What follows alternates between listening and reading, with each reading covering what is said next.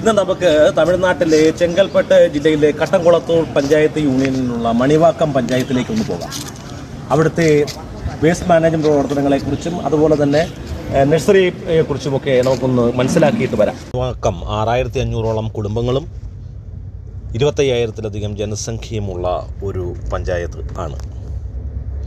മണിവാക്കം രാജ്യശ്രദ്ധ നേടുന്നത് അവിടുത്തെ മാലിന്യ സംസ്കരണ പ്രവർത്തനങ്ങളുടെ മാതൃക കൊണ്ടാണ്.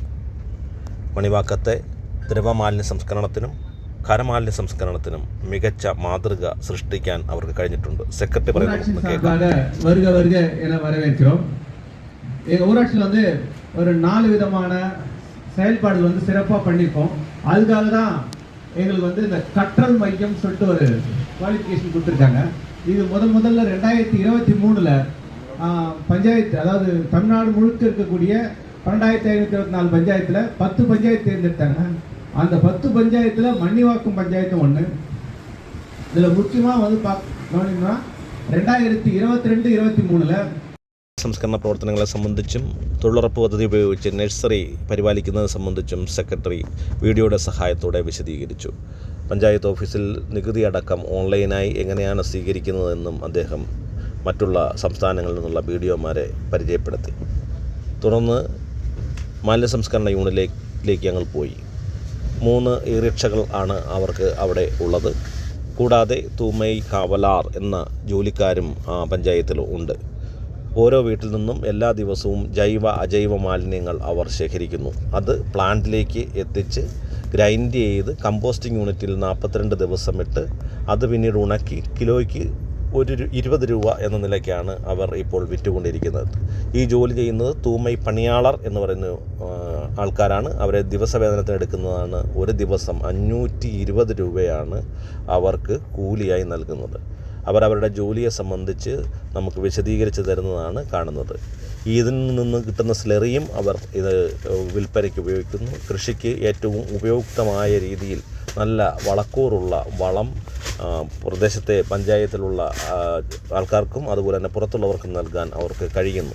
ഒരു പഞ്ചായത്തിലെ വേസ്റ്റ് 6000-ലധികം വരുന്ന കുടുംബങ്ങളുടെ വേസ്റ്റ് ആ ഗ്രാമത്തിന് തന്നെ വളമായി ഉപയോഗിക്കത്തക്ക വിധം ശാസ്ത്രീയമായി കൈകാര്യം ചെയ്യുന്നത് മണിവാക്കം പഞ്ചായത്തിൽ നമുക്ക് കാണാൻ കഴിയും. ഇത് ഏതൊരു പഞ്ചായത്തിനും പകർത്താവുന്ന മാതൃകയാണ് എന്ന കാര്യത്തിൽ സംശയമേതുമില്ല. മണിവാക്കം പഞ്ചായത്തിലെ ദ്രവമാലിന്യ സംസ്കരണ സംവിധാനത്തെക്കുറിച്ച് നമുക്കിനി മനസ്സിലാക്കാം. പഞ്ചായത്തിലെ വിവിധ വീടുകളിൽ നിന്നും ഉള്ള ഗ്രേ വാട്ടർ ഡ്രെയിനേജിലൂടെ പഞ്ചായത്ത് നിർമ്മിച്ചിരിക്കുന്ന ദ്രവമാലിന്യ സംസ്കരണ പ്ലാന്റിലേക്ക് എത്തിക്കുന്നു. വിവിധ അറകളുള്ള ഈ പ്ലാന്റിൻ്റെ ചേംബറുകളിലൂടെ വെള്ളം കടത്തിവിട്ട് ഫിൽട്ടർ ചെയ്ത് തൊട്ടടുത്തുള്ള പിറ്റിലേക്ക് എത്തിക്കുന്നു. ഈ പിറ്റിൽ ചെടികളും മറ്റും വെച്ച് മനോഹരമാക്കിയിട്ടുണ്ട്. അവ മെറ്റലും മറ്റും വിരിച്ചിരിക്കുന്നു. ഈ വിരിച്ചിരിക്കുന്ന മെറ്റലിൽ നിന്നും മറ്റും വെള്ളം അരിച്ച് താഴോട്ടിറങ്ങി തൊട്ട് അരികിലായുള്ള കോൺക്രീറ്റ് കൊണ്ട് നിർമ്മിച്ച ഒരു കനാലിലേക്ക് എത്തുന്നു. ഈ കനാലിൽ നിന്നും പൈപ്പുകൾ വഴി തൊട്ടടുത്തുള്ള കുളത്തിലേക്ക് എത്തിക്കുന്നു. കുളം വേനൽക്കാലത്ത് പോലും നിറഞ്ഞു കിടക്കുന്നത് നമുക്ക് കാണാൻ കഴിയും.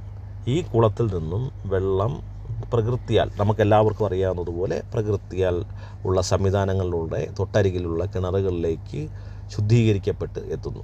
പഞ്ചായത്ത് ഓഫീസിന് തൊട്ട് പുറകിലുള്ള കിണറിൽ വെള്ളം ഇങ്ങനെ ഒഴുകിയിറങ്ങുന്നത് നമുക്കെല്ലാവർക്കും കാണാൻ കഴിയും. ഇതെല്ലാം തന്നെ അവിടുത്തെ തൂമൈ പണിയാളർ എന്ന് പറഞ്ഞ തൊഴിലാളികൾ നമുക്ക് വിശദീകരിച്ച് തന്നു. തൂമൈ പണിയാളർ എന്ന് പറഞ്ഞാൽ അവർ ഈ പ്രവർത്തനങ്ങൾക്ക് ദിവസക്കൂലി അടിസ്ഥാനത്തിൽ പ്രവർത്തിക്കുന്നവരാണ്.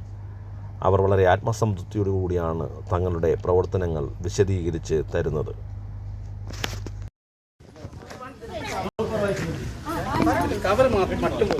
ഓക്കെ, നിങ്ങളുടെ പേര് കൂടെ ചൊല്ലുക, വീഡിയോ എടുക്കുന്നത്.